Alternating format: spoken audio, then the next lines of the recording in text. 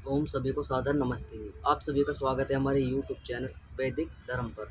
और हम पढ़ रहे हैं सत्यात प्रकाश का 12वां समोल्लास। 12वें समोल्लास के अंदर विषय चल रहा है बौद्ध मत को लेकर।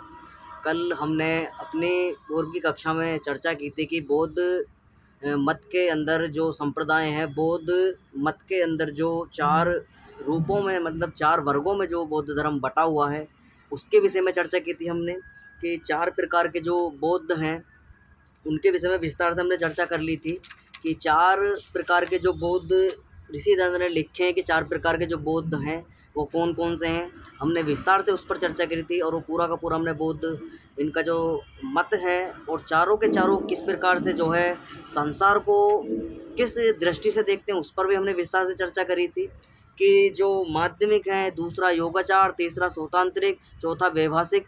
और इन चारों का जो मत हमने देखा संसार के प्रति कि कोई कहता है कि संसार जो है शून्य है, कोई कहता है संसार अनुमान में है, कोई कहता है संसार प्रत्यक्ष है, कोई कहता है संसार जो है ना तो प्रत्यक्ष है, वो सिर्फ अनुमान में है। इस प्रकार से इनके चारों के अलग अलग मतभेद हैं। आपस में ही इनमें जो है एक सम्मति नहीं है इन चारों के चारों में। तो ऋषि दंड ने इस जो लिखा इनका पूरा का पूरा विषय इसके अंदर लिखा, हमने पूरा का पूरा पढ़ा उसको। आज हम पूरा का पूरा बौद्ध मत जो है उसको पूरा का पूरा पढ़ेंगे। आज बौद्ध की मूलभूत शिक्षाओं के विषय में पढ़ेंगे और बौद्ध जो गौतम बुद्ध हुए हैं उनके द्वारा दिए हुए उपदेश और उनके अष्टांगिक जो मार्ग हैं उसके विषय में पढ़ेंगे। और आज हम समझेंगे कि वो अष्टांगिक मार्ग और महर्षि पतंजलि का जो अष्टांग योग है उसमें क्या मूलभूत उनके जो एक समानता उनमें देखने को मिलती है। 4 आर्य सत्य पढ़ेंगे हम, जो 4 आर्य सत्य जो महात्मा गौतम बुद्ध के द्वारा बताए गए हैं। आज हम सारा का सारा विषय, इसमें संपूर्ण विषय पढ़ेंगे। आज बौद्ध मत किसमें मुक्ति मानता है, 10 आयतन पूजा क्या है इसकी, उस पूरे के पूरे विषय को आज हम पूरे के पूरे विषय को संपूर्ण आज हम पढ़ेंगे। तो जितने भी लोग चैनल से जुड़े हुए हैं चैनल को सब्सक्राइब कर लें, वीडियो को लाइक कर दें, कोई भी प्रश्न है कमेंट बॉक्स में लिख दीजिए। आज हम पूरे के पूरे विषय को इसे पढ़ेंगे क्योंकि बौद्ध मत के अंदर यह देखने को मिलता है कि वो बौद्ध वाले जो बौद्ध मत को मानने वाले लोग हैं वो कहते हैं कि बौद्ध मत के अंदर जो है वो बिल्कुल आर्यों से हटकर जो है अलग मत है, आर्य पद्धति को नहीं मानता है, आर्य शिक्षाओं को वो स्वीकार नहीं करता है। आज हम जानेंगे कि किस प्रकार से क्या जो गौतम बुद्ध हुए हैं उन्होंने अलग से कोई मूलभूत सिद्धांत अपने जो उनके उपदेश हैं उसके अंदर दिए हैं, या उनके अंदर जो अष्टांगिक मार्ग जो उन्होंने बताए हैं, अष्टांगिक योग जो अष्टांगिक मार्ग उनके द्वारा लिखा गया है और उन पर चलने के लिए गौतम बुद्ध के द्वारा जो प्रेरणा अपने शिष्यों को दी गई है और जो बौद्ध मत को मानने वाले लोग हैं उनको दी गई है। तो आज हम पूरे के पूरे इस विषय को आज हम संपूर्ण इस विषय को पढ़ेंगे। तो पहले हम जान लेते हैं कि 4 आर्य सत्य कौन से हैं। उन 4 आर्य सत्यों के विषय में हम पूरा का पूरा विस्तार से आज हम पढ़ेंगे 4 आर्य सत्य कौन से हैं।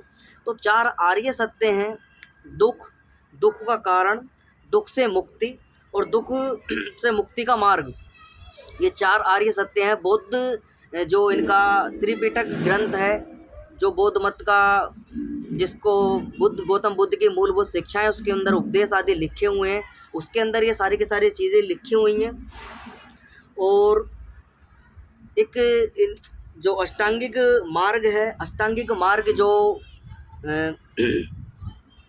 इन्होंने लिखा है इसके अंदर गौतम बुद्ध ने, उसके विषय में चर्चा करेंगे। अब हम पहले समझ लेते हैं 4 आर्य सत्य। अब आर्य सत्य का जो हम आपके बीच में बताऊंगा किस प्रकार से ये पतंजलि के योग दर्शन जो पतंजलि ऋषि के द्वारा लिखा गया है उनके अंदर जो योग के नियम जो बताए गए हैं किस प्रकार से ये उनसे मेल खाते हैं।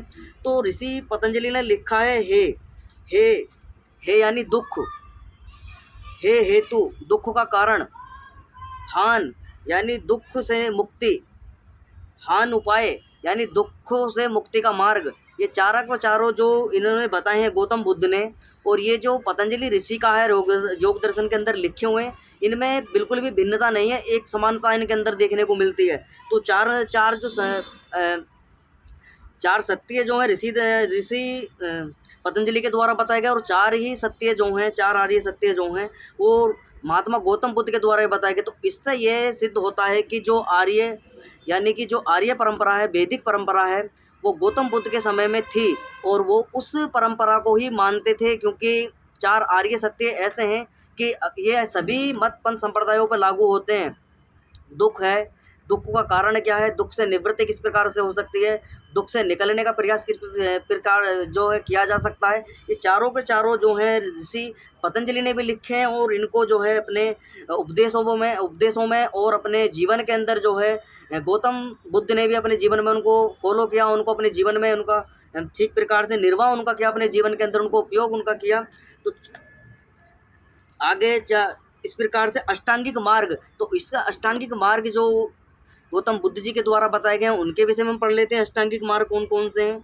सम्यक दृष्टि, यानी कि जो आपकी दृष्टि है उसको ठीक प्रकार से देखना, गलत नज़रिए से किसी भी संसार के अंदर गलत नज़रिए से किसी वस्तु को या किसी भी पदार्थ को या संसार की वस्तुओं को ठीक प्रकार से जो है देखना, गलत भावना अपने मन के अंदर नहीं लाना, अपनी दृष्टि को जो है सम्यक रखना, यानी कि शुद्ध अपनी दृष्टि को बनाए रखना, इस प्रकार से बताया है गौतम बुद्ध ने। दूसरा है सम्यक संकल्प, यानी कि किसी भी कार्य को करने से पहले उसको एक संकल्प अपना हमारा होना चाहिए। उस संकल्प को पूरा करने से पहले हमको ठीक प्रकार से उस संकल्प को जो है ठीक प्रकार से उसको धारण अपने जीवन में कर लेना चाहिए कि भाई हमको एक संकल्प अपने जीवन में करना चाहिए इस कार्य को करने के लिए, इस वस्तु को प्राप्त करने के लिए, इन संसार की सामग्री को प्राप्त करने के लिए। तो इस प्रकार से अपने जीवन के अंदर जो है संकल्प हमको मनाना पड़ेगा। तो ऋषि जो गौतम बुद्ध है उन्होंने लिखा है स्पष्ट सम्यक संकल्प के विषय में। तीसरा है सम्यक वाणी, यानी कि अपनी वाणी से जो है अशुद्धता नहीं बोलनी, किसी को गाली आदि, किसी को दुख आदि नहीं देना, गलत भाषा का प्रयोग नहीं करना, अपितु सदा ही सत्य बोलना है, सत्य भाषा का हमको प्रयोग करना है, सत्य ही भाषण हमको व्यवहार में लाने, इस प्रकार से गौतम बुद्ध ने लिखा है। तीसरा। चौथा है सम्यक कर्मता, यानी कि हमको वो कर्म करने हैं, सत्य कर्म करने में, गलत कर्म नहीं करनी, चोरी नहीं करनी, जो किसी को दुख नहीं देना है, इस प्रकार का जो है अपनी वाणी से अपने कर्मों से ठीक प्रकार से जो हमको कार्य करने हैं वो शुद्ध हमको कार्य करने हैं। मन कर्म से भी हमको जो है गलत आचरण अपना नहीं लाना है। तो आगे लिखते हैं गौतम बुद्ध सम्यक आजीविका, तो हमको जो अपनी परिवार आदि के लिए जीविका आदि चलानी है उसको जो है निस्वार्थ, यानी कि किसी को छल पूर्वक हमको जो है छल पूर्वक किसी से वेद विरोध आदि नहीं करना है। एक आजीविका जो चलानी है सम्यक, यानी कि शुद्ध रूप में आय हमको एकत्रित करनी है, उसमें सम्यक आय हमको एकत्रित करनी है। सम्यक यानी कि ऐसी आय जो शुद्ध है, किसी के जीव की हिंसा नहीं है, किसी का कोई किसी को दुख किसी प्रकार से नहीं, किसी के साथ में यानी छल आदि नहीं करना है, ऐसी जीविका का हमको प्रबंध करना अपने परिवार का यापन करने के लिए। आगे लिखते हैं सम्यक व्यायाम के विषय में लिखा है महर्षि गौतम बुद्ध ने। और सातवां है सम्यक स्मृति, यानी कि अपनी जो स्मृति यानी हमारा मन है उसको एकाग्र रखना, किसी प्रकार से उसके अंदर भटकाव ना हो, अपने चित्त के अंदर यानी अपनी स्मृतियों को सोच विचार कर अपने कार्य को करना। ठीक प्रकार से उस कार्य को करने के लिए सबसे पहले अपने जो सम्यक यानी कि सम्यक स्मृति लिखी है उस विचारों को यानी अपने मन को शुद्ध करना। और मन किसी वस्तु को, जैसे हमने कोई देखा, तो जब किसी वस्तु को हम देखते हैं, किसी भी पदार्थ को हम देखते हैं, तो देखते हैं, देखने के बाद हमारे मन के अंदर एक क्रिया प्रारंभ हो जाती है कि ये वस्तु कैसी है, किस प्रकार से दिखती है, किस प्रकार से इसको उपयोग लिया जाए, क्या ये वस्तु सही है गलत है, इस प्रकार की स्मृति हमारे अंदर मन के अंदर बनती है। तो उसके विषय में गौतम बुद्ध ने लिखा है। आगे है आठवां लिखा है सम्यक समाधि, यानी कि एकाग्र हो जाना, अपने मन चित्त आदि को रोक लेना, विषय आदियों में उसको भटकने से उसको बचाना, और एक यानी समाधि की अवस्था में चलना, ध्यान करना, ध्यान आदि लगाना, समाधि आदि लगाना, इस प्रकार से उन्होंने लिखा है गौतम बुद्ध ने। और इसकी जो समानता मिलती है वो अष्टांग योग से, जो महर्षि पतंजलि के द्वारा लिखा हुआ है उसके अंदर मिलती है हमको देखने को। तो ऋषि पतंजलि ने जो लिखा है, जैसे यम नियम प्रत्याहार ध्यान धारणा समाधि, तो ऋषि जो पतंजलि हुए इन्होंने पूरे के पूरे अष्टांग योग जो बताए, यम नियम आसन प्राणायाम प्रत्याहार ध्यान धारणा समाधि, ये सारे के सारे अष्टांग योग जो महर्षि पतंजलि के द्वारा बताए गए हैं। और ये अष्टांग योग जो अष्टांगिक मार्ग जो गौतम बुद्ध के द्वारा, महात्मा गौतम बुद्ध के द्वारा बताया गया, इनमें बिल्कुल समानता हमको देखने को मिलती है। थोड़े नामों का ही फर्क है, लेकिन सारे के सारे कार्य वही हैं जो अष्टांग योग में महर्षि पतंजलि ने लिखे हैं, वही गौतम बुद्ध क्योंकि मैं एक आपके बीच में एक समक्ष एक विषय रख दूं। विषय यह है कि जो गौतम बुद्ध जी हुए हैं, उन्होंने जो है ये सारे के सारे जो अपने उपदेश हैं और अपना जो ग्रंथ हैं, इनके शिष्यों के द्वारा ये सारे के सारे लिखे गए हैं। जो महात्मा गौतम बुद्ध हैं, अपने पास से उन्होंने नहीं लिखे। जो उपदेश उनके वो उपदेश आदि देते थे, उनके जो शिष्य होते थे उनको वो उनको लिखने का कार्य करते थे, उनको सुझाने का कार्य वो करते थे। तो इस प्रकार से जो है इनमें भिन्नता बिल्कुल जो है देखने को नहीं मिलती। थोड़ा थोड़ा बस नाम मात्र का अंतर है, लेकिन विषय समान है बिल्कुल। तो ऐसे पंचशील भी गौतम बुद्ध के द्वारा जो दिए गए हैं पंचशील, हिंसा ना करना, चोरी ना करना, व्यभिचार आदि ना करना, झूठ ना बोलना और नशा ना करना, इस प्रकार के पंचशील दिए गए हैं इनके द्वारा। तो गौतम बुद्ध ने बड़े स्पष्ट तरीके से बताया। इसमें कोई भी ऋषि दंत लिखते हैं कि कोई भी भिन्नता इसके अंदर देखने को नहीं मिलती। इसमें यहाँ तक प्रतीत होता है कि जो गौतम बुद्ध थे वो वैदिक जो मत था, वैदिक जो दृष्टांत उस समय चलती थी, व्यवस्था उस समय चलती थी जीवन को जीने के लिए, वो सारे के सारे उनका अनुसरण वो करते थे, अपने जीवन में उनको जीते थे, उनको फॉलो करते थे गौतम बुद्ध। तो इससे कोई भी विरुद्ध उनको देखने को नहीं मिलता है। तो यहाँ से जो है स्पष्ट है कि जो लोग ये कहते हैं कि गौतम बुद्ध ने अलग दृष्टांत दिए हैं, और हम इसके अंदर समझेंगे कि ये मुक्ति किस प्रकार से मानते हैं गौतम बुद्ध के जो अनुयायी हैं, यानी कि बुद्ध मत को मानने वाले लोगों किस प्रकार से अपने जो मुक्ति मानते हैं, उसके विषय में महर्षि दयानंद सरस्वती ने बड़े स्पष्ट तरीके से लिखा है और इनके ग्रंथों से लिखा है। इनके ग्रंथों में से जो बात पढ़ी और समझी, उन्हीं के आधार पर ऋषि दयानंद ने लिखा। इनके विवेक विलास नाम की पुस्तक है, उसी से सारा का सारा दृष्टांत ऋषि दयानंद ने अपने सत्य प्रकाश के अंदर लिखा। और सारा का सारा दृष्टांत जो है बताया कि किस प्रकार से जो है अपने देखते हैं, संसार को देखने का नज़रिया क्या है। किस प्रकार से कोई मानता है कि संसार क्षण भंगुर है, संसार है ही नहीं, संसार कुछ ही देर के लिए हो और कुछ देर बाद नष्ट हो जाता है, इस प्रकार का भी मानते हैं। तो हम पूरे का पूरा हमने समझा, और आज आगे भी हम इस विस्तार से इस कक्षा को पूरी आगे समझेंगे। पूरा का पूरा बुद्ध मत किस प्रकार से अपने जीवन को दर्शाता है, लोगों को किस प्रकार की शिक्षा गौतम बुद्ध के द्वारा दी जाती हैं, उस पूरी की पूरी शिक्षाओं को हम पढ़। अब आगे लौटते हैं। इन्होंने स्कंदों के विषय में लिखा है। तो गौतम बुद्ध के द्वारा लिखा गया है कि जिनके कारण जो है हमारे जीवन के अंदर दुख उत्पन्न होता है, वो कौन कौन से कारण हैं, उनको किस प्रकार से उनसे बचना चाहिए। तो उनके विषय में महात्मा गौतम बुद्ध ने लिखा है। सूत्र इसके अंदर दिया है, जो उनके विवेक विलास नाम की पुस्तक है, उसके अंदर देखने को मिलता है। रूप विज्ञान वेदना संज्ञा संस्कार संयक। तो इसके अंदर रूप स्कंध, दूसरा है विज्ञान स्कंद, तीसरा है वेदना स्कंद, चौथा है ज्ञान संज्ञा स्कंद, और पांचवा है संस्कार स्कंद। तो ये किस प्रकार से इन स्कंदों का मतलब है, मैं आपको ठीक प्रकार से आपको समक्ष रखता हूँ। रूप स्कंद जो हमारी नेत्र हैं, और नेत्रों के द्वारा जो हम वस्तुओं को देखते हैं, और वस्तु जो पदार्थ हैं, वस्तुएं संसार के अंदर जितनी भी सामग्रियां हैं, उनको हम देखते हैं, और देखने का जो कारण है उसको रूप स्कंद कहा गया है, और जिनको हम व्यवहार में लाते हैं। दूसरा है विज्ञान स्कंद। विज्ञान स्कंद यानी कि जो हम अपने मन से, बुद्धि से सोचते हैं, विचारते हैं, और उस वस्तुओं को अपने जानकर जो नहीं व्यवहार में लाते हैं, उन वस्तु को जानते हैं पहले अपने मस्तिष्क, यानी कि वस्तु को हमने पहले देखा, देखने के बाद जिससे रूप स्कंद बनता है। दूसरा आता है रूप, जैसे हमने वस्तु को देखा, वस्तु को देखने के बाद में हमारे मस्तिष्क में विचार चलेंगे कि ये वस्तु ठीक है, गलत है, इसको किस प्रकार से उपयोग हमको करना चाहिए। इस प्रकार से उस वस्तु के प्रति हमारी जो मन में यानी बुद्धि के अंदर जो विचार उत्पन्न होते हैं, उसको विज्ञान स्कंद इसके अंदर बताया गया है कि उसको विज्ञान स्कंद कहा जाता है। तीसरा है वेदना स्कंद, और उन वस्तु को हमने जब व्यवहार में लाया तो उन वस्तु से हमें कुछ सुख भी प्राप्त होता है, दुख भी प्राप्त होता है, और कुछ ना कुछ हमें हानि भी होती है। तो इस प्रकार की जो हमको उस वस्तु से जो हमको सुख दुख की अनुभूति हमें होती है, उस वस्तु के कारण, उसको उपभोग में लाने के कारण, तो उसको वेदना स्कंद कहा गया है। चौथा है संज्ञा स्कंद, यानी कि किसी वस्तु को हमने देखा, व्यवहार में लिया है, उसका उपयोग हमने कर लिया, और उसको उपयोग में लाने के बाद हमने कोई नाम उस वस्तु को दिया, भाई ये फलाना वस्तु थी, इसका नाम ये है। जैसे कि हम अग्नि को ले लेते हैं, अग्नि पे हम जो है भोजन पकाते हैं, खाते हैं, इस प्रकार से उसको अग्नि कहते हैं। अग्नि उसका गुण है जलाने का, तो इस प्रकार से उसको अग्नि कहा जाता है। ऐसे जल को हम प्रयोग में लाते हैं, जल का हम उपयोग करते हैं अपनी प्यास आदि बुझाने के लिए, उसको पीते हैं अपने जितने।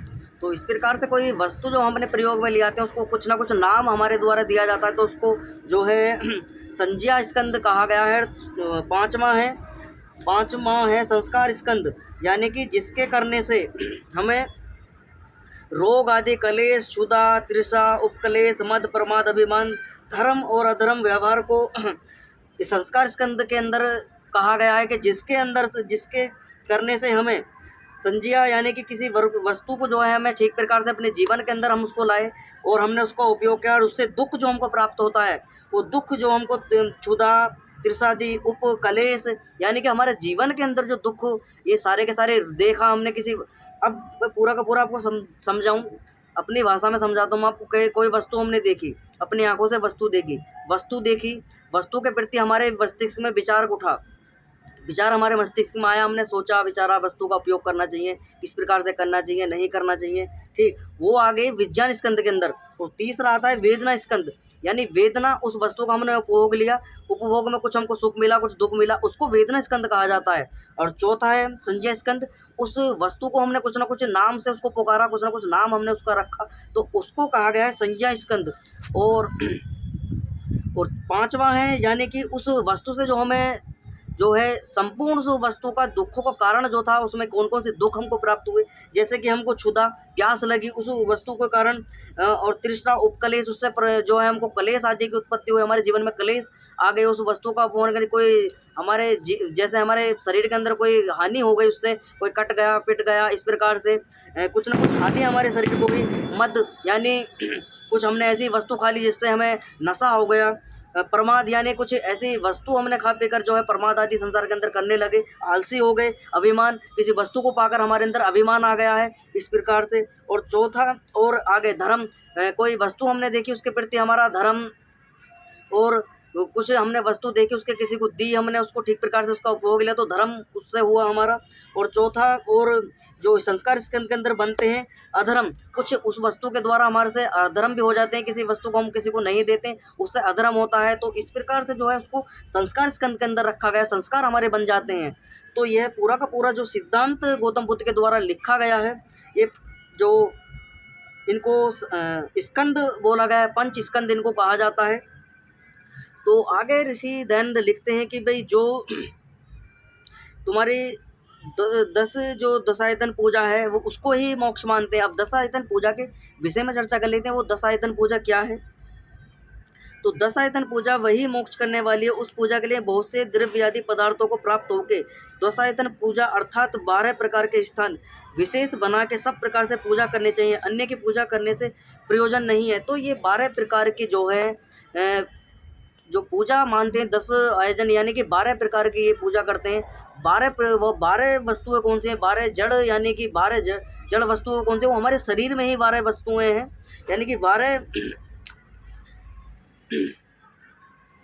12 जो हमारे द्रव्य पदार्थ हैं उनको ही दशायतन पूजा ये कहा गया है। तो वो 12 के 12 कौन कौन सी वो वस्तुएं, कौन कौन सी उनको इंद्रिया आप कह सकते हो। तो किस प्रकार से इनके ऋषि दयानंद ने लिखा, इनके विवेक विलास पुस्तक के अंदर से सारा का सारा दृष्टांत ये लिखा हो। ऋषि दयानंद ने अपने पास से कुछ भी नहीं लिखा है, जो सिद्धांत गौतम बुद्ध के द्वारा दिए, गौतम बुद्ध के अनुयायी मानते हैं, उसी को ऋषि दयानंद ने लिखा है इनकी पुस्तकों से। तो इनकी दशायतन पूजा ये है कि 5 तो ज्ञानेंद्रिया, 5 ज्ञानेंद्रिया कौन सी, श्रोत्रम यानी कान, त्वचा यानी कि हमारी त्वचा, चक्षु यानी नेत्र, जीवा यानी हमारी जीवा जिससे हम स्वाद आदि लेते हैं, और नासिका यानी नाक जिससे हम श्वास आदि लेते हैं, दुर्गंध आदि के भाव हम पहचान करते हैं। 5 कर्मेंद्रियां, वाक यानी जो वाणी, अस्त यानी कि हाथ, पाद, पैर, गुहा यानी कि मलमूत्र करने के उपस्थान, उपस्थ यानी इस प्रकार से जो है 5 तो ज्ञानेंद्रिया, 5 कर्म इंद्रियां, 10 इंद्रियां तो ये होगी, एक मन और 11वां मन हो गया, 12वीं होगी बुद्धि, और आत्मा का यहाँ कोई भी इनको ये आत्मा, क्योंकि आत्मा को ये मानते नहीं है, आत्मा को मानते हैं कि आत्मा जो है वो हमारे शरीर के साथ ही उत्पन्न होती है, शरीर के साथ ही नष्ट हो जाती है, क्योंकि इसीलिए इनको, और इन्होंने वेदों की भी निंदा करी, और वेदों की निंदा करने के साथ साथ में ईश्वर की भी निंदा इन्होंने करी, क्योंकि इन्होंने जब बूझा कि भाई वेदों के अंदर जो ज्ञान आया किसी ने कहा ब्राह्मणों ने दिया है, ब्राह्मणों की निंदा करनी प्रारंभ कर दी। ब्राह्मणों से फिर इनको संतुष्टि नहीं हुई कि भाई किसी ने बताया कि भाई इस ज्ञान जो वेदों का दिया वो ईश्वर के द्वारा दिया गया है, और समाज के अंदर जो जितनी भी व्यवचार दुराचार जो सब समाज के अंदर जो छुआछूत देखने को मिलती है वो वेदों के कारण आई है। तो इस प्रकार से जो है गौतम बुद्ध ने जो वेदों को भी तिरस्कार करना प्रारंभ करते, इनके शिष्यों ने भी उनको तिरस्कार करना प्रारंभ कर दिया, वेदों को भी नहीं माना जो, क्योंकि वेद इनको पढ़ने को नहीं मिले थे, क्योंकि राज्य परिवार के अंदर पैदा हुए थे, तो इनको मूलभूत शिक्षा वही मिली थी जो राज्य के एक राजपुरुष को मिलती है, युद्ध आदि करने की, धनुर्वेद आदि की, राज्य को किस प्रकार से चलाना है, राज्य की रक्षा किस प्रकार से करनी है, प्रजा की रक्षा किस प्रकार से करनी है, इस प्रकार की शिक्षा इनको जो है गुरुकुल के अंदर दी गई थी।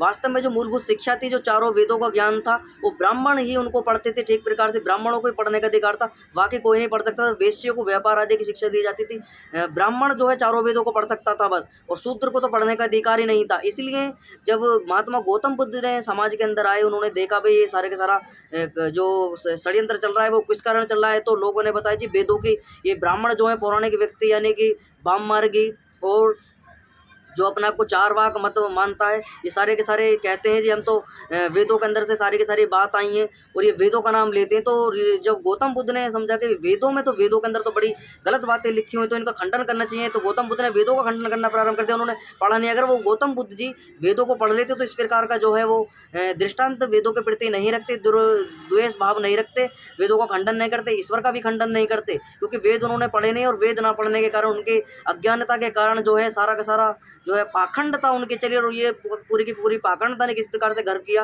वो सारा का सारा जो शूद्र अपने आप को कहते हैं, दलित अपने आप को कहते हैं, उन्होंने पूरा का पूरा एक पूंछ पकड़ के गौतम बुद्ध के पीछे लग लिए, और उन्होंने उन्हीं के जो जैसी जैसी शिक्षा उनके जीवन में आई वही उन्होंने उसका प्रचार प्रसार करना प्रारंभ कर दिया, चाहे वो गलत थी चाहे सही थी।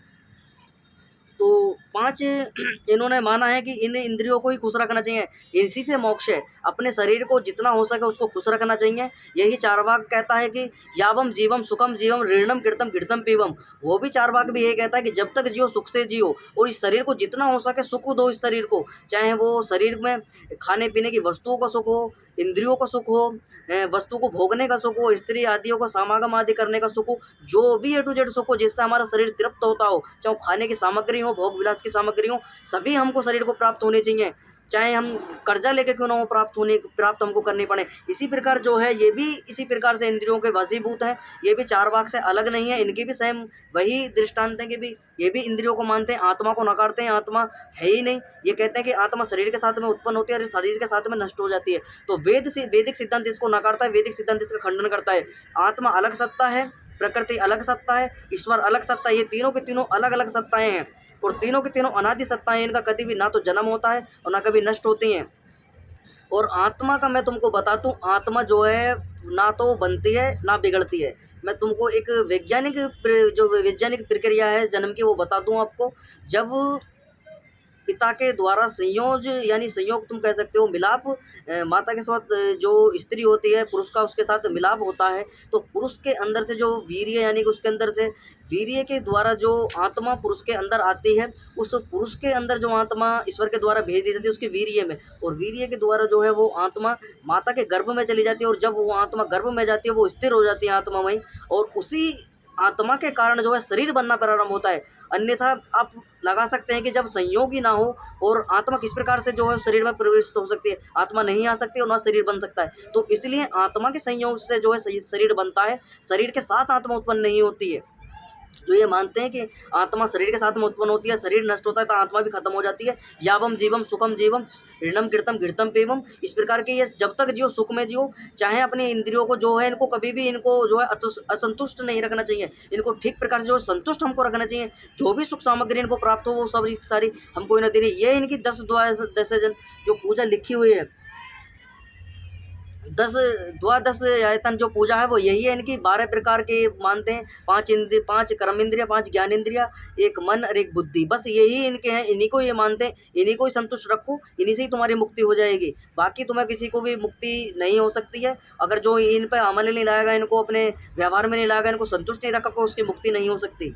तो इस प्रकार से इनकी 10 आयतन पूजा के विषय में लिखा हुआ है। तो इस प्रकार से तो ये देखने में आता है कि भाई ये सारी की सारी भोग विलास की ही पद्धति इससे प्रतीत होती है। कोई भी अन्यथा कोई भी व्यक्ति, अगर विद्वान व्यक्ति है, उसको ये समझ सकता है कि भाई हमको जो इंद्रियां हैं इन पर हमें संयम रखना चाहिए, अपने मन पर संयम रखना चाहिए। और इनका जो सारथी है, ये तो सारी की सारी जड़ हैं, ये शरीर के साथ में उत्पन्न होती हैं, शरीर के साथ में नष्ट हो जाती हैं। लेकिन इनसे जो अलग है आत्मा, मन भी जड़ है, बुद्धि भी जड़ है, ये सारी की सारी जिस जीवन में हमको मिलते हैं उसी जीवन में नष्ट हो जाते हैं। अगला जन्म जब हमको मिलेगा उसमें हमको आत्मा ही जाएगी। आत्मा के संस्कार, जो हमारे अच्छे बुरे कर्म थे वो संस्कार हमारे साथ में जाएंगे। उस आत्मा के साथ में जो अच्छे संस्कार थे वो हमको देखने को मिलते हैं अपने जीवन के अंदर। वो आप संसार के अंदर जो व्यक्ति हैं उनके अंदर आप देखने को मिलेंगे। कोई कोई व्यक्ति इतना क्रूर होता है, कोई कोई व्यक्ति इतना सज्जन होता है, और कोई कोई व्यक्ति इतना ईर्ष्यालु होता है। वो सारे के सारे जो गुण हैं वो पूर्व जन्मों के जो संचित कर्म हैं उनके आधार पर वो देखने को मिलते हैं उन व्यक्ति के अंदर।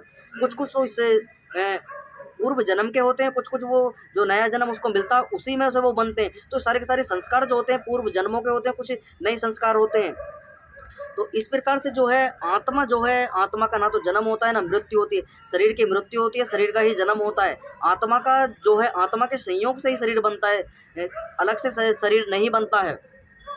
जब आत्मा जाएगी गर्भ के अंदर तभी शरीर बनना प्रारंभ हो जाता है। वैज्ञानिक प्रक्रिया परमपिता परमात्मा के अपने अपने तरीके से वो जो है योनियों का निर्माण करता है, शरीर का निर्माण करता है, चाहे पशु की हो, पक्षियों की हो, जीव की हो, जंतु की, किसी भी की हो, A to Z जो शरीर बनाने का जो निर्माण की जो पूरी वैज्ञानिक प्रक्रिया वो ईश्वर के अधीन है। मनुष्य किसी भी प्रकार के जो वस्तु है उनका जो है ठीक प्रकार से उनको नहीं बना सकता है। क्यों नहीं बना सकता है? उनका मूल भौतिक यानी कि रॉ मटेरियल है उसको मनुष्य नहीं बना सकता है। जैसे अग्नि का रूप परिवर्तन कर देते हैं हम, अग्नि को जो है और जल है, जल को हम वाष्प में परिवर्तित कर देते हैं, हवा उसकी बन जाती है, हवा में परिवर्तित होता है जल। तो इस प्रकार से उनका जो है परिवर्तन हो जाता है, लेकिन उनको हम बना नहीं सकते हैं। अग्नि को नहीं बना सकते, जल को हम नहीं बना सकते, वायु को हम नहीं बना सकते, तो और आकाश को हम नहीं बना सकते, अग्नि जल वायु पृथ्वी को हम नहीं बना सकते, यानी मिट्टी का कोई भी कण हम नहीं बना सकते। मिट्टी को हम लेकर जो है उससे अनेकों प्रकार की वस्तुएं बना सकते हैं, उससे दिया बना सकते हैं, ईंटा बना सकते हैं, मिट्टी से ही पत्थर आदि की जो है परमपिता परमात्मा के द्वारा वो सारा का सारा निर्माण होता है। पत्थर बनते हैं, कंकड़ बनते हैं, वो सारा का सारा वैज्ञानिक प्रक्रिया परमपिता परमात्मा अपने सामर्थ्य से करता है। वो तो ये सारी की जो रॉ मटेरियल की प्रक्रिया बनाने की वो परमपिता परमात्मा की, अग्नि परमात्मा के द्वारा बनाई जाती है, जल परमात्मा के द्वारा बनाया जाता है, और वायु परमात्मा के द्वारा बनाई जाती है, पृथ्वी परमात्मा के द्वारा, सूर्य चंद्रमा नक्षत्र तारे ग्रह मंडल। ये कहते हैं कि स्वयं संसार अपना आप बनता है, तो अपना आप कुछ भी नहीं बनता है। आप जो विद्वान व्यक्ति हैं या थोड़े से समझदार व्यक्ति हैं वो भी समझ सकते हैं कि भाई कोई भी वस्तु है, अब सपोज करो आपके आगे खाना रखा है, खाना जब तक आप नहीं खाओगे, तब तक हाथ नहीं चलाओगे, मुंह में उसको तोड़ के टुकड़े को आप नहीं दोगे, तब तक आपका पेट कैसे भर जाएगा? कारण कार्य हमको करना पड़ता है।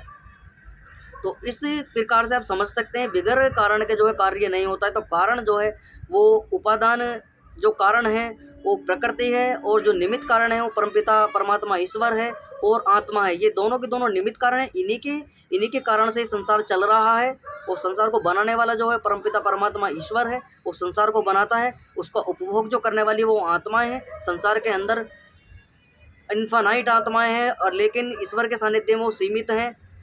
ईश्वर उनकी गिनती जानता है, वो कितनी आत्मा है, किस प्रकार से, और वो किसने क्या कर्म करा है, किसको क्या फल देना, वो ईश्वर की व्यवस्था है। ईश्वर अपने तरीके से सब सारी की सारी व्यवस्था करता है।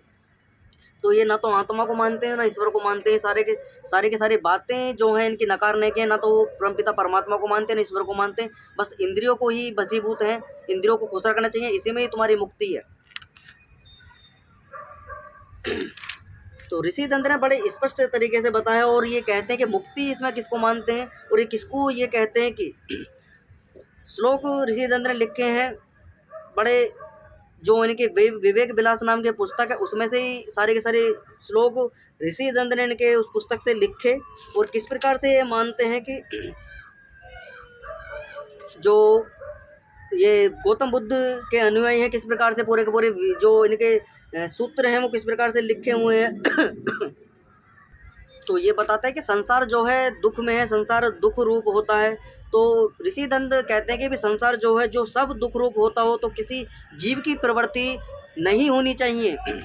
और संसार में जीवों की प्रवृत्ति प्रत्यक्ष दिखती है, क्योंकि जीव आत्माएं जो है, मनुष्य, जीव जंतु, पशु पक्षी आदि जो है जीव प्रत्यक्ष हमको दिखते हैं, उनको हम अपने अनुमान में भी लाते हैं, इनके प्रति हमको विचार विमर्श भी हमारे मस्तिष्क के अंदर होता है।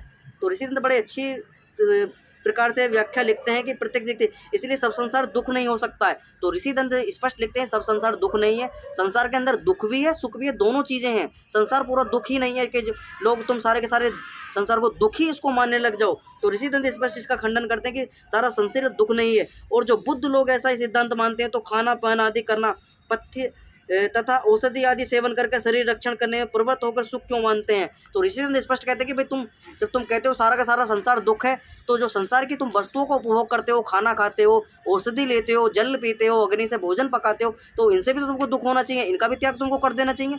तो ये सारे के सारे बिना सिर पैर की बातें इनके द्वारा लिखी गई हैं। ऋषि दंत इसका स्पष्ट खंडन करते हैं। और लोग ये कहते हैं कि भाई जो आर्य समाज है वो सभी का खंडन करता है, किसी को सत्य मानता ही नहीं है। तो भैया सत्य माना है कहाँ से? जब सत्य होगा जब तो उसको मानेंगे। सत्य जो लिखा होएगा इनके ग्रंथों के अंदर, और सत्य बात जो मानने के वो सबको माननी चाहिए। हम तो कहते हैं हम तो सत्य कर, ईसाइयों के अंदर भी, मुसलमानों के अंदर सत्य है, हम तो उसको भी मानेंगे अगर सत्य बात उनके अंदर लिखी हुई। हम जैनों को विरोध क्यों करेंगे? हम बौद्धों को क्यों विरोध करेंगे? हम तो किसी को विरोध नहीं करते। जो सत्य बात है हम सबके मानने के लिए तैयार हैं। लेकिन जो गलत है भैया उसका तो हम खंडन करना पड़ेगा, और खंडन ऋषि दंत ने किया। और ना करेंगे तो संसार के अंदर जो है अभी तो अज्ञानता, रूढ़िवादिता, पाखंडता जो चल रही है वो पूरे का पूरे समाज को और पूरे पूरे संसार को अपने आगोश में ले लेगी। जो मनुष्य के अंदर एक मनुष्यता है वो सारी की सारी समाप्त हो जाएगी इस प्रकार से। तो दानवता एक प्रकार की प्रवृत्त हो जाएगी। मनुष्य मनुष्य को नहीं समझेगा। देखने को मिलता है संसार के अंदर, क्योंकि वेद कहता है मनोरभ मनुष्य बनो। संसार के अंदर मनुष्यता देखने को नहीं मिलती। लोग जीव जीव की हत्या करके खा रहे हैं। अब तुम ये देखिए, संसार के अंदर देखिए, दुनिया भर के कत्ल खाने चलते हैं। वो भी तो जीव हैं, जिनको बकरा हो, मुर्गा हो, सूअर हो, भैंस हो, गाय हो, इनको सब जो आदमी जो मनुष्य है वो स्वार्थहीन है, वो सबको चट कर जाता, सबको चाट जाता है।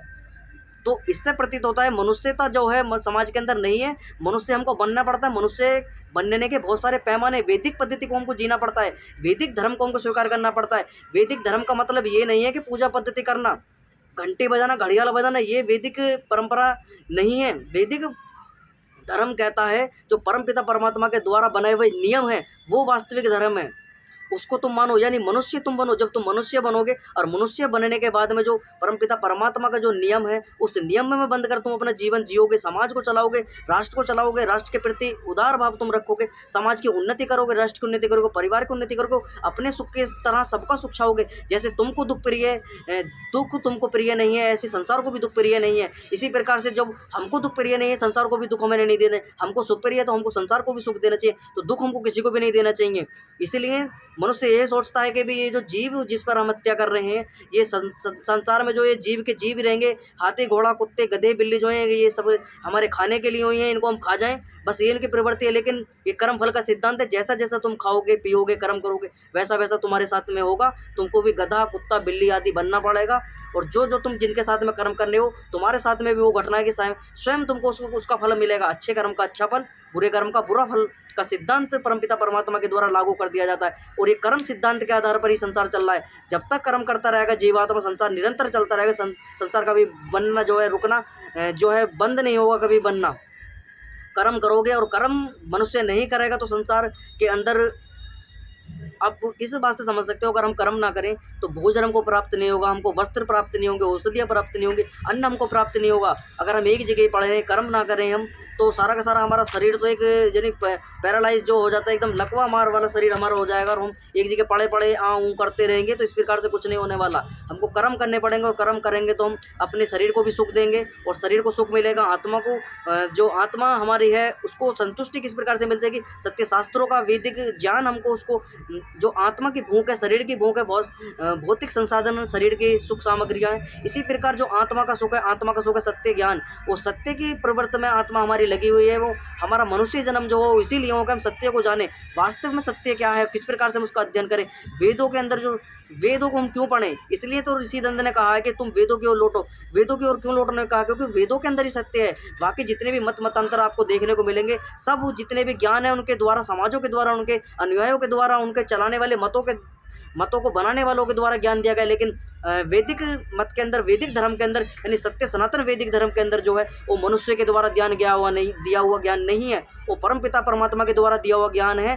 और धर्म जो है परमपिता परमात्मा बनाता है। और जो लोग ये कहते हैं कि बौद्ध धर्म है, ईसाई धर्म है, मुसलमान धर्म है, ये धर्म नहीं है। ये सारे के सारे मत हैं, पंथ हैं, संप्रदाय हैं, मजहब हैं, फिरका आदि हैं। ये सारे के सारे धर्म नहीं है। धर्म सार्वभौमिक होता है और धर्म के अंदर प्रत्येक जो जीवात्मा है यानी मनुष्य है उसको बंद कर उसके अंदर जीना चलना पड़ता है। और लेकिन संसार के अंदर देखने को मिलता है मुसलमान अलग दुनिया में जीते हैं, बौद्ध अलग दुनिया में जीते हैं, जैन अलग दुनिया में है, ईसाई अलग दुनिया में है। सबके अलग अलग मत संप्रदाय, तो ये धर्म नहीं हो सकते। ये सारे के सारे इनके अलग अलग तरीके हैं, इनके तौर तरीके हैं, अलग अलग इनके नियम हैं, उसमें बंद कर ये अपने जीवन को जी रहे हैं। वास्तव में धर्म में ये नहीं जी रहे। धर्म वो है सार्वभौमिक है। जैसे अग्नि का धर्म है क्या, जलाना। वायु का धर्म है स्पर्श। जल का धर्म है शीतलता। और इसी प्रकार पृथ्वी का है गंध। तो इनके धर्म हैं और ये सबको गंध देती है, सबको औषधि देती है। पृथ्वी किसी के साथ भेदभाव नहीं करती। पृथ्वी पापी से पापी मनुष्यों का भार ढोती है, पापी से पापी का भोजन उसको प्रदान करती है। वो नहीं कहती कि तैने इतना पाप कर दिया, मैं तेरे साथ भेदभाव करूंगी, मैं तुझको भोजन ही नहीं दूंगी, तैने उसकी हत्या कर दी, उसका बलात्कार कर दिया, उसका दुराचार कर दिया। तो प्रकृति जो है सब पे सबको जो है समान भाव से सबको भोजन प्रदान करती है।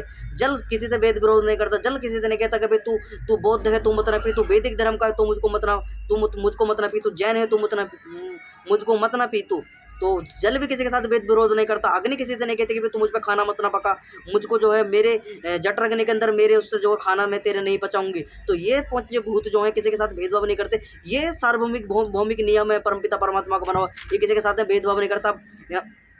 जल सबके लिए बनाया है। सभी प्रकृति के अंदर जितने भी जीव जंतु हैं, पशु पक्षी हैं, मनुष्य आदि हैं, सभी उसका पान करते हैं, सभी जल को पीते हैं। और वायु सभी के लिए बनाई है। वो मुसलमान के अलग वायु नहीं है या ईसाई के लिए अलग वायु नहीं है, वायु सभी के लिए। तो ये वास्तविक धर्म है।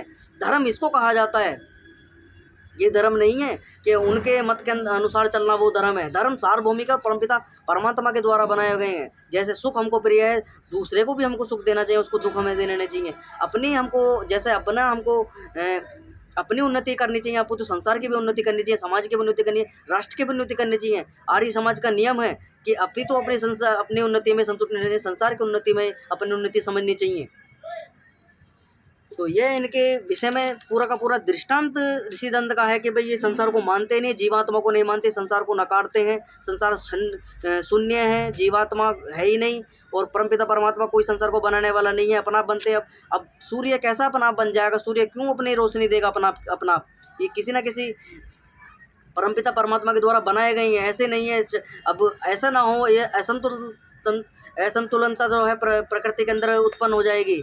पहाड़ जो है उड़ के चलने प्रारंभ कर देंगे, पृथ्वी इंगे तिंगे घूमना प्रारंभ कर देगी, सूर्य जो है कभी उजाला कम देगा, कभी ज़्यादा देगा। तो इस प्रकार असंतुलनता जो है प्रकृति के अंदर उत्पन्न हो जाएगी। पेड़ कभी फल देंगे, कभी नहीं देंगे, कभी जो है सारे के सारे वृक्ष जो है सूखे जाएंगे, कभी सारे के सारे औषधि जो है वो सूखे जाएंगे। तो इस प्रकार से जो असंतुलनता जो है प्रकृति के अंदर उत्पन्न हो जाएगी। इसलिए परमपिता परमात्मा इनको अपने नियम में इनको बांधा हुआ है। परमपिता परमात्मा के नियम में बंद कर ये सारे का सारा संसार चलता है। ये बौद्ध और जैनों के कहने से नहीं है कि भाई संसार नहीं है, क्षणिक है, शून्य है, ईश्वर नहीं है, आत्मा नहीं है। इनके मानने से कुछ नहीं होने वाला। जो वैदिक सिद्धांत है उसको मानना पड़ेगा। नहीं मानेंगे तो वो ये अज्ञानता, रूढ़िवादिता, पागंडता में अनेकों प्रकार के जन्म इनके होंगे। और जन्म किस प्रकार के होंगे, भोग योनियों में जन्म होंगे इनके।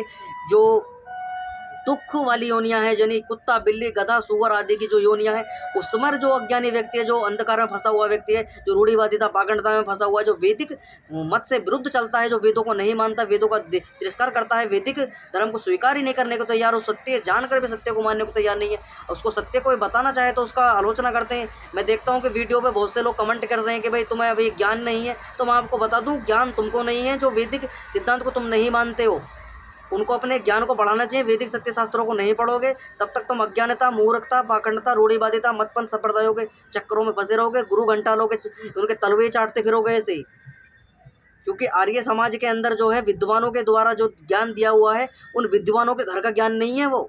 मैं आपको स्पष्ट बता दूं, आर्य समाज से हम जुड़े हुए हैं, इसका मतलब ये नहीं है कि आर्य समाज का आर्य समाज ने अपने घर से ज्ञान बनाया है। वो सारा का सारा ज्ञान विज्ञान जो आर्य समाज के पास है वो वेदों का ज्ञान है, और वेदों को जो ज्ञान दिया वो परमपिता परमात्मा ईश्वर ने दिया। और अभी तो आर्य समाज के लिए नहीं दिया, वो पूरे संसार के लिए दिया है, पूरे संसार के सभी मनुष्य के लिए दिया है। तो इसलिए वेदों का खंडन हमको स्वीकार नहीं है, और वेदों का खंडन जो करेगा उसका हम विरोध हम जो है अवश्य करेंगे। क्योंकि वेद मत जो है परमपिता परमात्मा का दिया, और वेद की वाणी जो है वो परमपिता परमात्मा की वाणी है। उसमें कोई भी जो इस प्रकार का आक्षेप लगाने का प्रयास करेगा उसको खंडन हम करेंगे, निरंतर करेंगे ऐसी।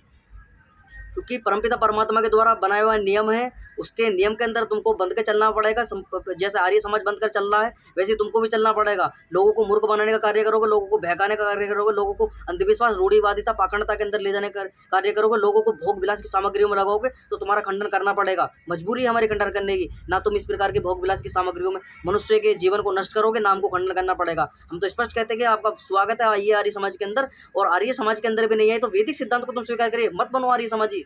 तुम वैदिक सिद्धांत को स्वीकार करो, वेदों को तो स्वीकार करो, वेदों को नकारो मत। वेदों के अंदर ना तो गौतम बुद्ध का नाम है, ना राम का नाम है, ना कृष्ण का नाम है। तुम सोचते हो कि हम आर्य समाज वाले हैं, उसके अंदर अभी तो ऋषि दयानंद का तक नाम नहीं है। तुम सोचते हो कि आर्य समाज ऋषि दंत को प्रायोरिटी देता है। ऋषि दंत को इसलिए प्रायोरिटी देता है आर्य समाज क्योंकि वेदों के ऋषि हुए हैं, वेदों का प्रचार प्रसार उन्होंने किया, वैदिक मत को उन्होंने जो है प्रचार प्रसार करने का कार्य किया, वैदिक मत को हम तक पहुंचाया है। जो एक वैदिक वैदिक दृष्टांत हमसे जो है दूर जा चुका था, हमें अज्ञानता में, हम रूढ़िवादिता में फंसे हुए थे, उस अज्ञानता से निकालने का प्रयास ऋषि दंत ने किया। इसलिए हमें ऋषि दंत के कृतज्ञ हैं, उनका आभार व्यक्त करता है आर्य समाज। उन्हीं के कारण जो उन्होंने इतना अच्छा अच्छा वेदों का भाष्य किया है। कुछ संत रामपाल के चेले हैं, वो कल एक वीडियो में देख रहा था, उसके अंदर वो कह रहे थे कि संत रामपाल जो हैं वो बता रहे कि भाई एक उन्होंने अपने अपने पास से जो है सत्य प्रकाश छब्बर के वो भांग पीते थे, ये करते थे। अरे मूर्ख व्यक्ति हो, तुम्हारा वो उसको छुटा लो जाकर, वो पड़ा है जेल के अंदर, बेवचार दुराचार पाखंडी व्यक्ति। तो ऋषियों पर आक्षेप लगाना सही नहीं है। ऋषियों ने काम किया है, और तेरे रामपाल चेल जो तुम्हारा रामपाल है उसने किस प्रकार के संसार को सुख दिया है, कौन सा ग्रंथ उसने लिखा मुझे बताओ। वो कबीर पंथी जो कबीर पंथ अपने आप को कहता है कि कबीर ही सबसे पहले भगवान है, कबीर ही सबसे पहला आया था, वो इस प्रकार से दृष्टांत देते हैं कि कबीर सबसे पहला, कबीर जो है परम ब्रह्म में कमल पर बैठ कर साक्षात है, उसके जन्म नहीं हुआ, उसका जन्म का दृष्टांत मिलता है। कोई अनजाने व्यक्ति उसको ऐसे ही छोड़ के चला गया था, जिसके माता पिता ने उसको स्वीकार नहीं करा, उसको ये स्वीकार करके बैठे कबीरपंथी, उसको छोड़कर चला गया कोई। एक जुलाहे ने उसका पालन पोषण किया, जुलाहा वो बन गया, उसने जुलाहे का ही काम करा। पूरा का पूरा दृष्टांत उसका मिलता है। ये कहते हैं कि भी साक्षात्कार कमल पर बैठ गए थे, कबीरपंथी अलग ही दुनिया में जीते हैं और वेदों का खंडन करते हैं, वेदों को बताते हैं तो जो है गपोड़े हैं, इनके अंदर कहानी मात्र भरे हुए हैं। तो ये सारे के सारे निरर्थक बातें हैं, ये आक्षेप नहीं लगानी चाहिए। सत्य को स्वीकार करो। वास्तव में मनुष्य वही है जो मनन करने जानता है, जो मननशील है, बुद्धि से हर बात को सिद्ध करता है, बुद्धि में अपनी बात को लाता है, उसको तर्क के आधार पर उसको सिद्ध करता है, वो अपने जीवन में उसको लाता है, अपने जीवन में फॉलो करता है। वास्तव में मनुष्य वही है, इनके कहने से कुछ नहीं होने वाला है। चाहे बौद्ध कुछ भी मानो, चाहे ईसाई कुछ भी मानो, चाहे जैन कुछ भी मानो, वैदिक मत जो कहता है वास्तव में सत्य वही है। और ना मानोगे तो आपको हानि उसकी भुगतनी पड़ेगी। आज ना मानोगे, कल ना मानोगे, इस जन्म में नहीं मानोगे, कभी ना कभी तुम्हारा जन्म तो इस वैदिक मत के अंदर होगा, तब तुमको स्वीकार करना पड़ेगा। तो इसलिए वेद से तुम अलग नहीं जा सकते, क्योंकि ये सारे के सारे मत पंथ संप्रदाय जो हैं वेदों से ही निकले हैं। क्योंकि वेदों की अज्ञानता के कारण, वेदों को ना समझा, वेदों को ना पढ़ने के कारण, और जो पाखंडी अज्ञानी रूढ़िवादी वाले व्यक्ति जो हुए हैं, उन्हों के कारण ये सारे के सारे मत पंथ संप्रदाय इधर उधर भटक गए, और भटकने के कारण जो है अलग ही पाखंड लीला में चल रहे हैं। कोई जैन बनाने को खींचता है, कोई बौद्ध बनाता है, कोई ईसाइयों को बना रहा है। और सारे के सारे एक बात आप मुझे बताइए कि हिंदुओं का जो है एक भी देश संसार के अंदर नहीं है। अगर जो लोग ये कहते हैं कि आर्य विदेश से आए थे, मैं उनसे पूछना चाहिए, भैया आर्यों का कौन सा देश दूसरा है, उस देश का नाम तो बताओ, आर्य कौन से देश के थे, उस देश में आर्य आज भी रहते होंगे। वास्तव में भाई साहब ये आर्यवर्त भूमि जो है आर्यों की भूमि है। सर्वप्रथम आर्य यहीं पर आकर बसे थे, आर्यों ने ही इस देश को बसाया है। आर्य मत सबसे पुराना है। ये तो अंग्रेजों के और मुसलमानों के द्वारा, रूढ़िवादिता वामपंथियों के द्वारा इतिहास लिख दिया गया है। इसलिए तुम्हारी बुद्धि भ्रमित है। अपनी बुद्धियों को जो है जंग हटाने का कार्य करो, तब जाकर तुम्हारी जो है बुद्धि से जंग हटेगा तब तुम जाकर सत्य असत्य का जो चिंतन करने योग्य बनोगे और सही क्या है गलत क्या है उसको समझोगे। अन्यथा इन्हें जो बौद्धों के द्वारा प्रचार चला जाता है, एक हाँ एक नव बौद्ध जिनको कहा जाता है, नव बौद्ध, नवयान, एक महायान है, एक हीनयान है और एक नवयान है। जो नवयान बौद्ध यानी कि अंबेडकर के द्वारा चलाया गया है। और ये जितने भी नव बौद्ध वाले व्यक्ति हैं सारे के सारे अंबेडकर को फॉलो करते हैं, उस चरित्र को यानी उस शिक्षा को ये फॉलो नहीं करते जो गौतम बुद्ध की थी, अहिंसा। आज वो कहते हैं कि गौतम बुद्ध ने और अंबेडकर के द्वारा क्या गया है कि मुसलमान, क्योंकि जो अंबेडकर ने वो जो अंबेडकर हुए हैं उन्होंने जब बौद्ध मत स्वीकार करा तो उन्होंने कहा कि मैं हिंदू पैदा तो हूँ, हिंदू मरूंगा नहीं। क्यों कहा उन्होंने? क्योंकि हिंदुओं के अंदर जो पाखंडता, रूढ़िवादिता और लोगों के बीच जो हीन भावना की दृष्टि बनी हुई थी उस समय पे, उन्होंने इसलिए उसको तिरस्कार करा कि हिंदू में पैदा तो हूँ, हिंदू मरूंगा नहीं। अब बौद्धों के अंदर कुछ समानता उनको दिखी तो उन्होंने बौद्ध झट से बौद्ध मत स्वीकार कर लिया। उनको कोई ऐसा व्यक्ति, उनको विद्वान व्यक्ति उस समय मिल जाता, 10 लाख लोगों को उन्होंने अपने साथ में बौद्ध बना लिया। और उन्होंने अपना एक नया, अपना नव बौद्ध के नाम से उन्होंने एक किताब भी लिखी हुई, नव बौद्ध का प्रारंभ हो गया। जो आज के नव बौद्ध जो अपने आप को नया बौद्ध मानते हैं वो सारे के सारे अम्बेडकरवादी हैं। वो बौद्ध, गौतम बुद्ध को तो अलग रखते हैं, वो अपने अपने सबसे पहले लेकर वो अम्बेडकर को आगे लेके चलते हैं। तो किसी का खंडन नहीं करना चाहिए। जो वास्तव में सत्य है, आर्य विदेशी नहीं है। जो अपने आप को ये बौद्धों के द्वारा सबसे ज़्यादा खंडन समाज के अंदर देखने को मिलता है, वो हिंदू होकर के हिंदू ही पैदा होते हैं। हिंदू पैदा होने के बाद उनके नाम भी सारे के सारे के हिंदू हैं। बौद्धों में एक भी उनका नाम अनिल, सुनील, अजय, यही सब सारे के सारे नाम मिलेंगे, उनका अलग कोई नाम नहीं मिलेगा। तो इस प्रकार से जो है अपने, अगर तुम बुद्धि ही संसार के अंदर बन के पैदा होते, तुम माता पिता के द्वारा बुद्धि क्यों ना बन के पैदा होते हो। तो ये आक्षेप लगाने गलत हैं। संसार के अंदर वेदों को बदनाम करने का जो कार्य करते हैं, जो गलत है उसको, गलत का खंडन करो, सही है उसको मानो। तो ऋषि दंत ने बड़े स्पष्ट तरीके से भाव से इनको बताया कि भाई तुम्हारा जो सारे सारे दृष्टांत है वो गलत है। तो ऋषि दंत आगे लिखते हैं कि ये मुक्ति की, ये कहते हैं कि जो गौतम, एक सूत्र ऋषि दंत ने लिखा है इनके विवेक विलास पुस्तक से, बोधाना सुक्तो देवा विश्व क्षण भंगुरम आर्य सत्व व्याख्या तत्व चतुष्टयमिते त्रमाते। इसका ऋषि दंत ने बड़े स्पष्ट इनके जो इनके मानते हैं कि बौद्धों का सुगत देव बुद्ध भगवान पूजनीय देव और जगत क्षण भंगुर है। जो हमारा ये मानते हैं कि बुद्ध ही हमारे पूजनीय देव है, उससे अलग जितने भी देवी देवता आदि संसार के अंदर किसी भी मत के वो पूजने योग्य नहीं है। हमारे वास्तव में जो पूजने हैं वो गौतम बुद्ध ही हमारे पूजने हो गए। और ये संसार जो क्षण भंगुर है, ये संसार है ही नहीं। आर्य पुरुष, आर्य स्त्री तथा तत्वों की आख्य संज्ञा प्रसिद्धि, ये 4 तत्व बौद्धों में मंतव्य पदार्थ हैं। तो अब जो लोग ये कहते हैं कि आर्य सत्य भी बता दिए, दुख, दुख का कारण, दुख का हेतु, दुख से बचने का मार्ग क्या है, आर्य सत्य। जब तुम लोग आर्य को विदेश से बताते हो, तुम्हारे बौद्धों के ग्रंथों के अंदर ये सारे के सारे आर्य शब्द लिखा हुआ है। आर्य का मतलब होता है श्रेष्ठ, विद्वान, ज्ञानवान, चरित्रवान, जो इस राष्ट्र की भूमि यानी वेदों का सम्मान करने वाला है, वेदों को अपने जीवन में धारण करने वाला, उसको आर्य कहा जाता है। और वो आर्य सत्य कहाँ से लिए गए? वो पतंजलि के जो योग दर्शन है वहाँ से आर्य सत्य लिए गए हैं। और इसी तरह इसके अंदर गौतम बुद्ध ने भी लिखा है, आर्य पुरुषों, आर्य स्त्री तत्वों की आख्या संज्ञा। तो आर्य पुरुष, आर्य स्त्री उन्होंने इतना कहा, बौद्ध स्त्री, बौद्ध पुरुष उन्होंने क्यों नहीं लिखा? वो लिखना चाहिए था उनको, आर्य पुरुष होना, बौद्ध पुरुष होना चाहिए, बौद्ध स्त्री होनी चाहिए, उन्होंने नहीं लिखा, आर्य पुरुष लिखा। क्योंकि उस टाइम पे आर्य परंपरा चलती थी, वैदिक प्रचार प्रसार होता था समाज के अंदर, राष्ट्र के अंदर। लोगों को हिंदू उस समय नहीं बोला था। जिस टाइम पे ये सारा का सारा दृष्टांत मैं आपको बता दूं, ये आर्य शब्द क्यों आया है, आपके मस्तिष्क की नसें खुल जाएंगे। मैं आर्य मैं क्यों बताऊंगा इसका आर्य कहाँ से आया है। जो इस हिंदू शब्द तुमको देखने को मिलता है ना, ये मुगलों का दिया हुआ है, 700-800 साल पहले दिया गया है। और आर्य शब्द जो आया है ना, ये प्राचीन है, इस सृष्टि के आरंभ में ही दिया गया था परमपिता परमात्मा के द्वारा। इसलिए गौतम बुद्ध को आर्य लिखना पड़ा। वो बुद्ध लिखते हैं अन्यथा बुद्ध क्यों नहीं लिखा उन्होंने? क्योंकि उस समय पे सारे के सारे संसार के अंदर जितने भी मनुष्य थे जो भारतवर्ष के अंदर रहते थे अभी, तो उनको आर्य कहा जाता था। इसलिए आर्य पुरुष, आर्य स्त्री कहा गया है। श्लोक है बौद्ध, आपको जितनी भी शंकाएं आपको हैं, जिन लोगों को बौद्ध मत को मानने वाले को, वो जाकर विवेक विलास पुस्तक जो है गौतम बुद्ध जी की, विनय पिटक आदि को सत्य से उनको ग्रहण करिए, उनको पढ़िए, तब आपके आंखें और बुद्धि और मैं लगा हुआ जंग सब खुल जाएगा। तब आपको समझ में आ जाएगी भाई ऋषि दंत ने क्यों लिखा, इसके अंदर गलत बातें थी, इसलिए ऋषि दंत को खंडन करना पड़ा। अभी तुम एक धुन में खोए हुए हो, भंते हो के चक्कर में, जो अपने आप को भंते बुद्ध धर्म के हैं, वो भंते जो प्रचार प्रसार करते हैं, वैदिक मत को खंडन करने का प्रयास करते हैं, लोगों को इधर उधर बांट रहे हैं, दलितों को उधर ले जाते हैं, इधर उधर खींचने का प्रयास कर रहे हैं। वो भंतों के कारण सारा का सारा तुम्हारा अधोगति को प्राप्त हो रहे हो, तुम मूर्खता के ओर जा रहे हो तुम सारे के सारे लोग। तो गौतम बुद्ध को लिखना ही इसलिए पड़ा क्योंकि आर्य ही सब लोग उस टाइम पर आर्य हुआ करते थे। शूद्र भी आर्य थे, वैश्य भी आर्य थे, और ब्राह्मण भी आर्य थे, क्षत्रिय भी आर्य थे। ये चारों के चारों जो वर्ण हैं, आर्य वर्ण इनको कहा गया है।